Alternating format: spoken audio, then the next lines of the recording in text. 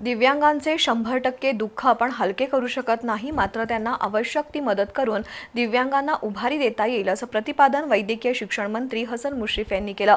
गडिंग्लज पंचायत समितीच्या वतीनं आयोजित दिव्यांगांच्या साहित्य वाटप कार्यक्रमात ते बोलत होते। गडिंग्लज पंचायत समितीच्या वतीनं दिव्यांगांसाठी साहित्य वाटप कार्यक्रम संपन्न झाला। गट विकास अधिकारी संतोष नागटिळक यांनी या सामाजिक सक्षमीकरण शिबिराची माहिती दिली।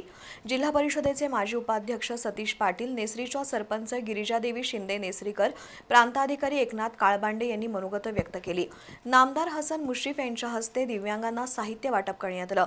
गडिंग्लज तालुक्यातील एकही दिव्यांग व्यक्ती शासकीय योजनांपासून वंचित राहू नये यासाठी गावोगावी सर्वेक्षण करण्याची सूचना नामदार मुश्रीफ यांनी केली।